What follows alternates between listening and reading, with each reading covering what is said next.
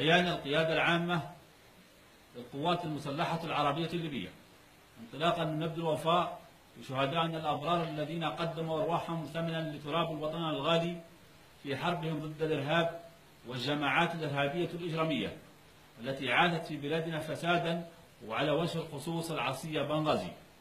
ووفاء منا لشبابنا الجرحى ومبتوري الأطراف الذين قاتلوا بكل شرف متحديين جرافات الموت القادمة من مصراته والمدعومة من قيادات الأخوان المسلمين والجماعات المقاتلة الإرهابية التي لا زالت إلى أمسنا القريب تبعث في جرافات الموت لقتال الشرفاء من أبناء بنغازي وتدمير مدينتنا التي تقارعهم منذ عامين.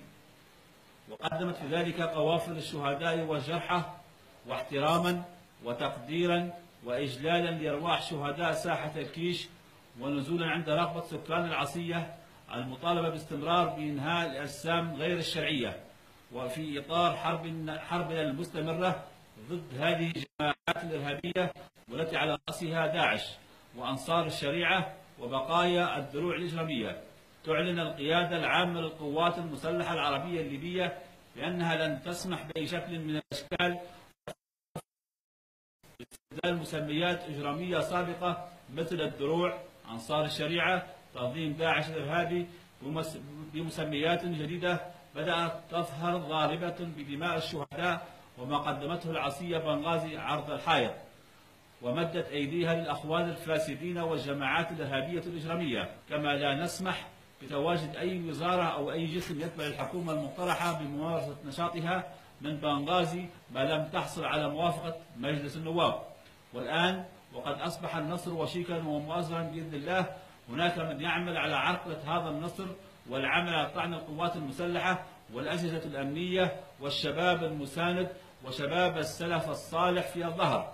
وهنا نناشد كافة أولياء الأمور الذين لديهم أبناء ملتحقين بهذه الأجسام بسحب أبنائهم من هذه المكونات وحقنا للدماء ومحافظة على اللحمة الوطنية والنسيج الاجتماعي. وقد أعذر من أنذر. حفظ الله ليبيا، المجد والخلود لشهدائنا الأبرار. قرار السيد وزير الداخلية المكلف رقم 775 لسنة 2016 ميلادية بشأن إلغاء قوة المهام الخاصة. وزير الداخلية المكلف بعد الاطلاع على الإعلان الدستوري الصادر في 3 أغسطس 2011 وتعديلاته، وعلى أحكام القانون رقم 10 لسنة 1992 بشأن الأمن والشرطة والقرارات المنفذة له، وعلى أحكام القانون رقم 12 لسنة 2010 بشأن علاقات العمل ولائحته التنفيذية، وعلى قرار مجلس النواب رقم 24 لسنة 2014 ميلادية بشأن منح الثقة للحكومة الليبية المؤقتة، وعلى قرار مجلس الوزراء رقم 145 لسنة 2012 ميلادية بشأن اعتماد الهيكل التنظيمي واختصاصات الوزارة وتنظيم جهازها الإداري، وعلى قرار رئيس مجلس الوزراء رقم 526 لسنة 2015 بشأن تقدير حكم يمنح ببعض الصلاحيات، وعلى قرار وزير الداخلية رقم 982 لسنة 2012 ميلادية بشأن التنظيم الداخلي لوزارة الداخلية والمقتضيات المصلحة العامة. ونزولا عند رغبة سكان مدينة بنغازي، قرر المادة الأولى تلغى قوة المهام الخاصة وتؤول جميع ممتلكاتها المنقولة والثابتة إلى وزارة الداخلية. المادة الثانية ينهى ندب وتكليف ضباط وضباط الصف وجنود القوات المسلحة وأعضاء هيئة الشرطة من العمل طرف القوة الملغاة بموجب أحكام المادة الأولى من هذا القرار، وعلى المعنيين الالتحاق بجهات أعمالهم السابقة.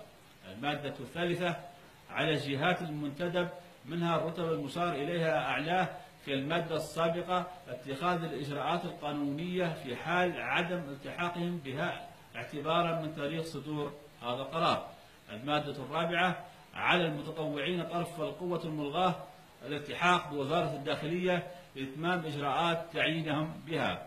المادة الخامسة يعمل بهذا القرار اعتبارا من تاريخ صدوره، وعلى الجهات المختصة تنفيذه ويلغى كل حكم يخالف أحكامه. لواء طيار محمد المدني عبد الحفيظ الفاخري وزير الداخلية المكلف، صدر في مدينة بنغازي بتاريخ 3 يونيو 2016 ميلادية.